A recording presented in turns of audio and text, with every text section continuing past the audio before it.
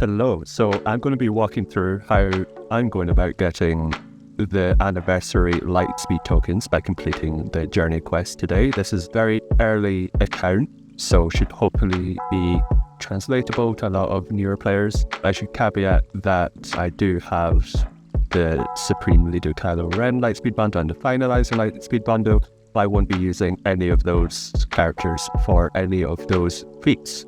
So let's jump into it. So journey quests, we have the first one for Zetas, win 10 battles with IG series droids. This one's pretty straightforward. Most people should be able to do this by going to the journey guide, going to Chewbacca, going to the very first tier, even if you've already done it, and then just run it. Make sure you run IG, but then any other bounty hunters. It's such an easy tier that it won't matter who you run. These are just my lowest gear. To demonstrate, I'll remove Dengar as well. Actually, I'll keep Dengar because people might not have these two, but bounty hunters are a pretty early game faction, so as long as you have IG in there, which he's very easy to get, and I think you'll get by default. Yeah, so run that, hit auto, and then we have one. So I will fast forward through all of these and get back to you. So completed those 10, all on the very first tier. This is probably the easiest one of the day. Let's get those Zetas. What's up next? So inflict damage over time 200 times. This one could be a bit annoying, and actually could be more annoying for people with higher level Darth Vaders. I'll demonstrate that first and then go to what I think's the lazy solution that most people should also be able to do. So if we hop into the R2-D2 journey guide, so this actually won't be possible for me, I don't think. So let's begin this. You have to take in the full team, I think, which is annoying. You can't just solo Darth Vader. And I think you'll probably see one of the problems in a second, and that is Relic Delta, I believe, working too well. If you are very new and have a very low gear Darth Vader, I think you should be able to grind through the R2-D2 journey guide and essentially just trying to use this second ability as often as possible. But when I do that, they all die, and I think if they die first, it doesn't count the debuff, unfortunately. If we jump back into quests, journey quest, no progress. That's a no-go, unfortunately. So instead, what I'm going to do, and this is actually the same tactic used for vulnerable in the first quest, I'm going to jump into a light side battle. Let's say I want this, and I have a much larger main account, and I put Boss Nass as the leader for light side battles, which you do just by completing a light side battle with Boss Nass as the leader.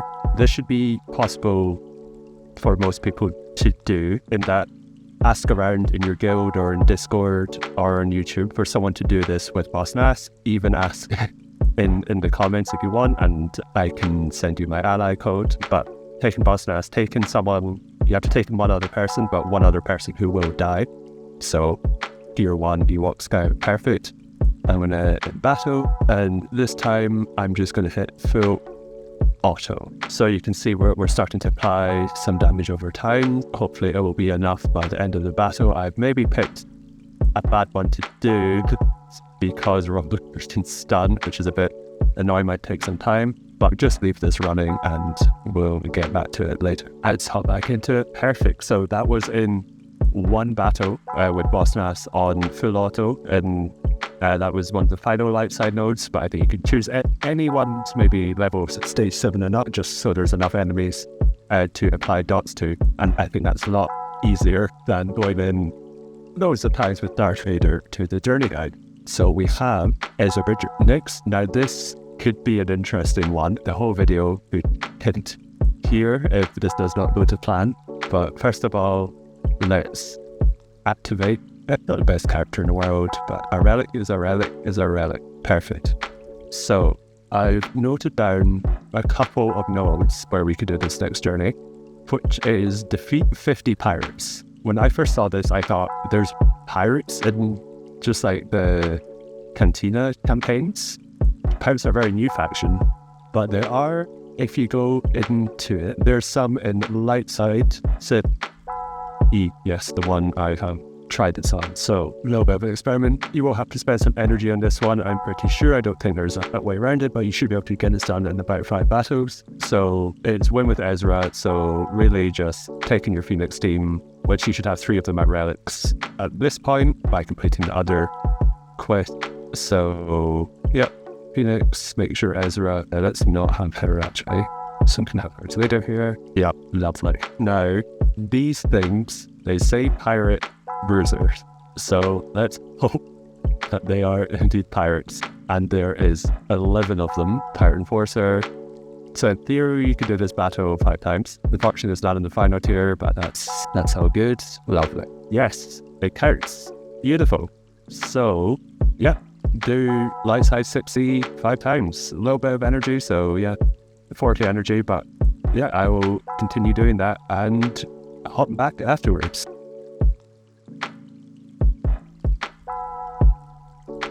So just finishing up the pirate kills with Ezra. This should be the final one. Let's wait for them drop. Yep, there we go. Making good progress. I was worried about this one because I didn't know it actually had the pirate tag. They do, which is fantastic. Let's jump across to journey quests. Let's get an overcast.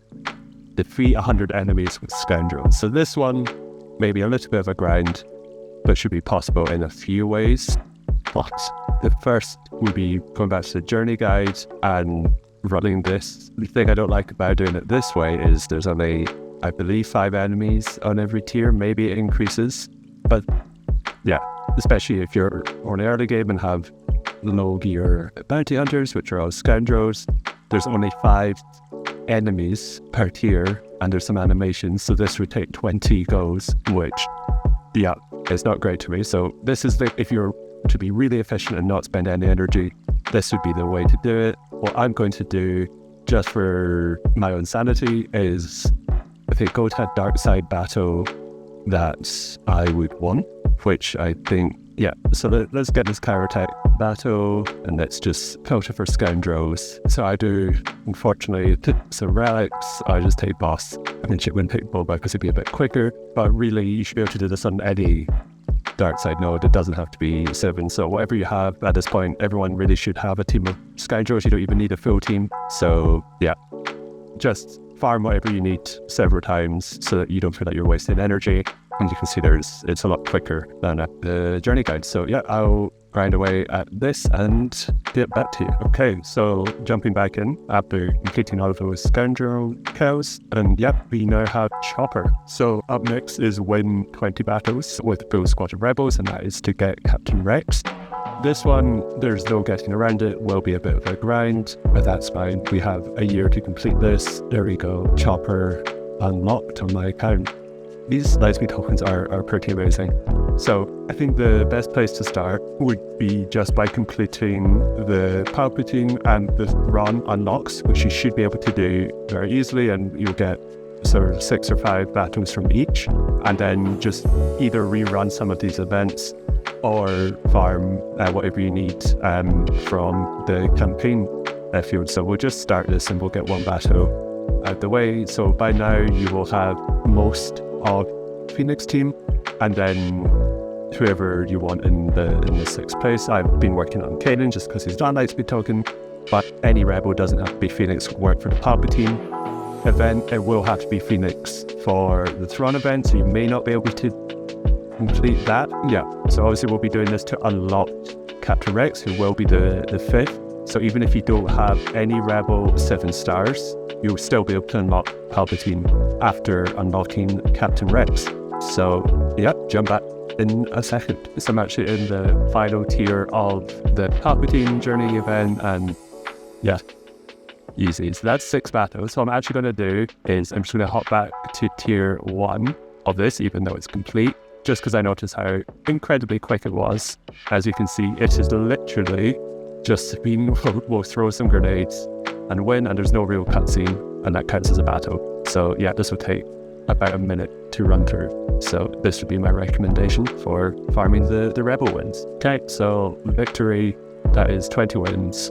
Yeah, would highly recommend just doing tier 1, 20 quick times. Yeah, you know what, let's activate Palpatine. You don't need to have activated him by this point, but now we have unlocked Rex, so you will 100% be able to do tier 6 or the 7-star tier of this journey guide and unlock him anyway. Fantastic. I love how quick all of this is. Yeah, this is probably the big one. Yeah, unlocking Captain Rex.